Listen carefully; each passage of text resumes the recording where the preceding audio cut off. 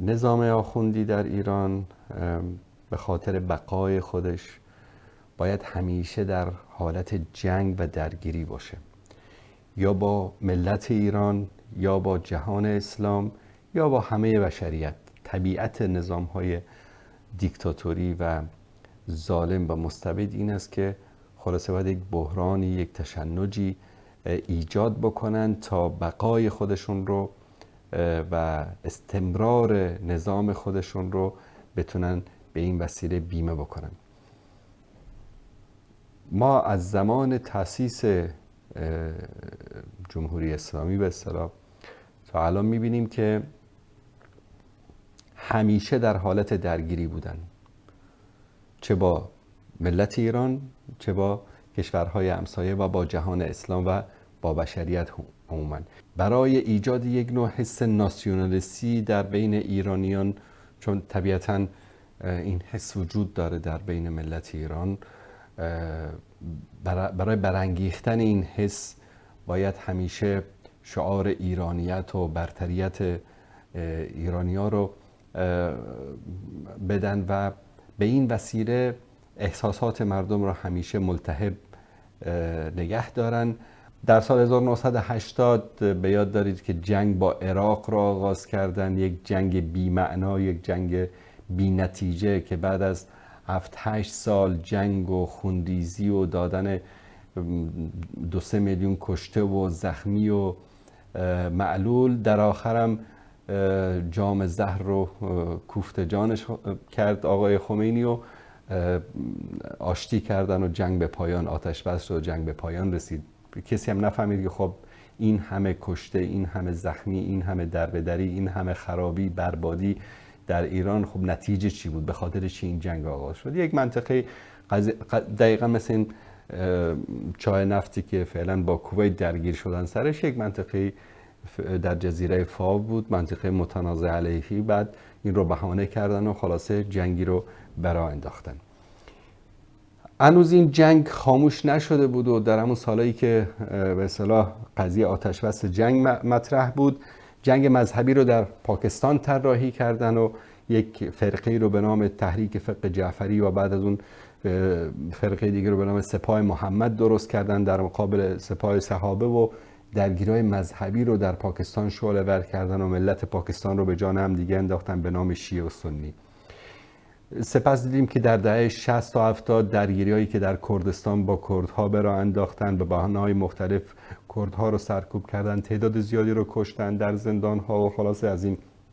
بعد دیدیم که دوباره با عراق درگیر شدن، با ملت عراق درگیر شدن، با آمریکا کمک کردن، شیعیان، مراجع شیعه، حکومت ایران و راه رو برای اومدن آمریکا یا سقوط حکومت صدام در عراق انبار کردن و به اونها کمک کردن و دیدیم که عملا همینایی که داد میزدن مرگ بر آمریکا و فلان و دو شیطان بزرگ، دیدیم که با شیطان بزرگ یکی شدن و عراق رو گرفتن و دو دسته به شیعیان تقدیم کردن. هنوز اوضاع عراق روبرو نشده بود که رفتن در سوریه، جنگ رو بر علیه مسلمانان در سوریه به راه انداختن، تعداد زیادی از خود ایرانی‌ها رو فرستادن و از کشورهای دیگه شیعیان رو جمع کردن و در اونجا فرستادن. افغان‌ها رو به نام فاطمیون، پاکستانی‌ها رو به نام زینبیون مسلح کردن و به جنگ مسلمانان در سوریه فرستادن.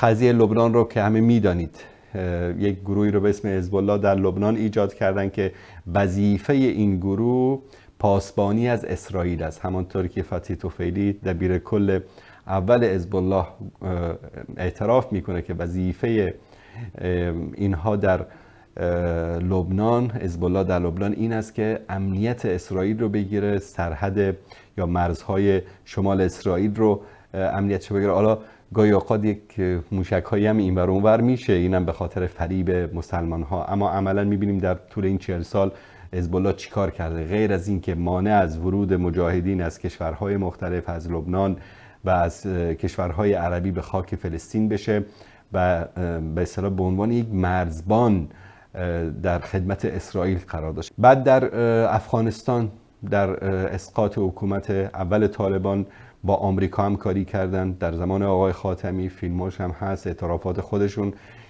بعد در زمان احمدی نژاد حتی نقشه های جنگی رو دادن، همکاری نظامی کردن با آمریکا در اشغال افغانستان و دیدیم که بعد از اشغال افغانستان امتیازات فراوانی به ایران و به گروه های مرتبط به ایران در افغانستان داده شد. جنگ یمن رو در سال 2014 و 15 راه انداختن. البته قبل از اون هم در جنگ های مختلفی که حوثی هایی که به اصطلاح در ایران تعلیم دیده بودن، در ایران اونا رو آماده کرده بودن برای اسقاط حکومت یمن و ساختن یک نمونه مانند جمهوری آخوندی در یمن که به این وسیله از حوثی‌ها استفاده کردن و سخت‌ترین درگیری ها و جنگ ها در سال 2014 و 15 در یمن رخ داد که تا هنوز هم جریان داره. حکومت منتخب و مردمی رو در اونجا سقوط دادن و بعد با عده‌ای ائتلافی تشکیل دادن با علی عبدالله صالح که بعداً با او هم خیانت کردن و خلاصه می‌بینیم که ملت بدبخت و بیچاره یمن رو به خاک و خون کشیدن به خاطر اطماعی که آخوندهای تهران در یمن داشتن. در سال 1987 به سفارت عربستان در تهران حمله کردن. در سال 1987 همچنان به سفارت کویت حمله کردن. در سال 1988 سفارت روسیه رو منفجر کردن.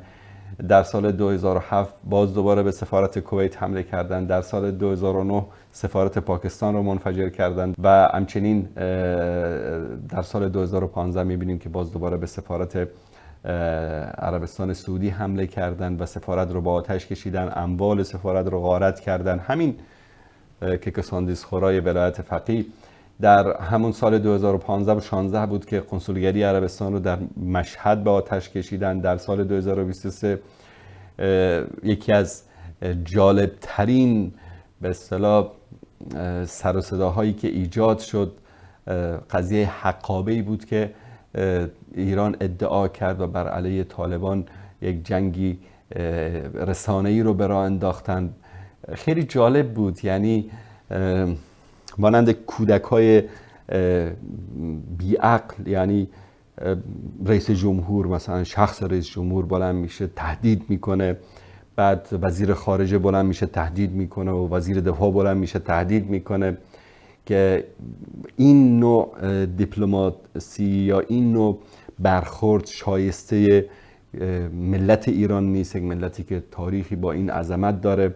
یک مشت احمقی اومدن سر قدرت نشستن و برخوردشون رو ببینید و من واقعا تعجب کردم از برخورد دیپلماتیک طالبان و از عقلگرایی که از خودشون نشون دادن. از یک طرف خیلی با لهجه بسیار دیپلماتیک بسیار مؤدبانه و قوی در عین زمان پاسخ دادن و از طرف دیگر قدرت نمایی هم کردن در مقابل ایران که واقعا ترسیدن. حتی طالبا به حدی که هیچ گونه از مطالبی که ایران داشت، درخواستایی که داشت، هیچ کدومش رو قبول نکردن و قضیه هم اینطور خوابید و یک سرشکستگی، یک سرافکندگی برای این نظام بود که طالبا واقعا در این برخوردشون چه از نگاه نظامی چه از نگاه دیپلماسی قوی که داشتن واقعا برتری خودشون رو نشون دادن و عقلگرایی خودشون رو نشون دادن نسبت به این رژیم مفلوک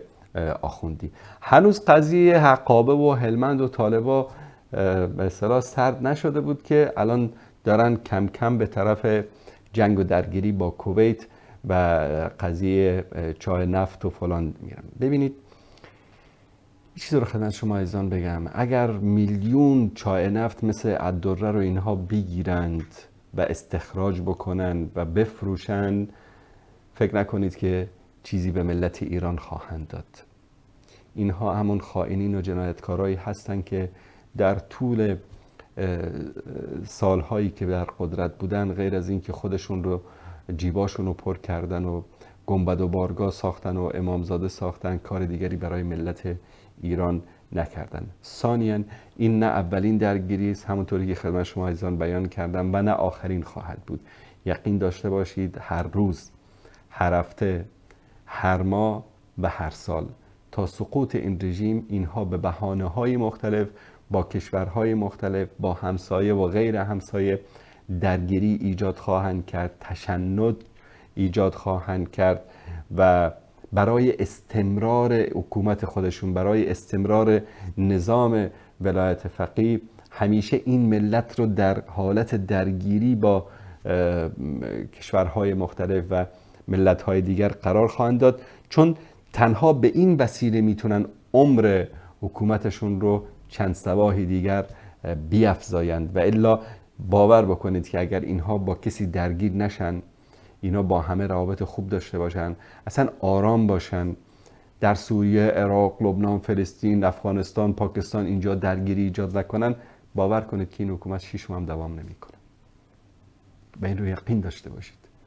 چون این گونه حکومت‌های دیکتاتوری و جعلی و ظالم و ستمگر، تداومشون، استمرارشون در اینه که همیشه بحران ایجاد بکنن، همیشه جنگ ایجاد بکنن، درگیری ایجاد بکنن، خشونت ایجاد بکنن و ملت رو در یک حالت رعب و ترس و وحشت همیشه نگه دارن، از احساسات ناسیونالیستی و مذهبی مردم همیشه سوء استفاده بکنن. پس این نظام نه دلش به حال اسلام میسوزه، نه دلش به حال شیعه میسوزه، نه دلش به حال انسانیت میسوزه و همیشه با ایجاد درگیری ها در بین ایران و کشورهای همسایه و منطقه و جهان میخوان که حکومتشون رو چند صباح دیگر عمرش رو طولانی تر بکنن. الله سبحانه و تعالی شر اینها را از سر امت اسلامی دور بکنه.